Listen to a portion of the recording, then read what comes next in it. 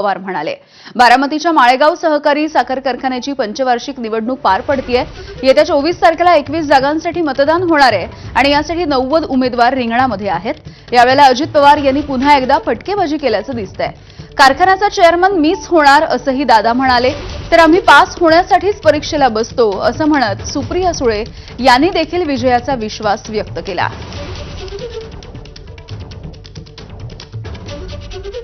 लोकशाही आहे। लोकशाहीमध्ये प्रत्येकाला कुठलं इलेक्शन लढायचं आणि काय जबाबदारी घ्यायची हा प्रत्येकाचा अधिकार आहे। एका लोकशाहीमध्ये त्यांना तो अधिकार आहे। परीक्षेला आपण पास व्हायलाच बसतो ना, त्याच्यामुळे अर्थातच परीक्षेला जेव्हा आपण बसतो तेव्हा पूर्ण अभ्यास करून आपण बसतो परीक्षेला। एखाद्याला नाही येऊन यायचं म्हटलं तर मी काय करतो हे पुरंदरनी पण बघितले आणि शिरूरनी पण बघितलेलं।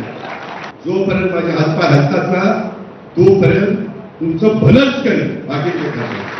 ज्या दिवशी मला वाटेल की आता माझ्यापेक्षा जास्त उजवा उमेदवार बारामतीकरांना मिळाला त्यावेळेस माझं मी बाजूला जाईल।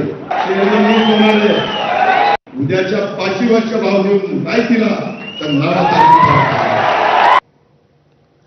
पुढची बातमी बघूयात।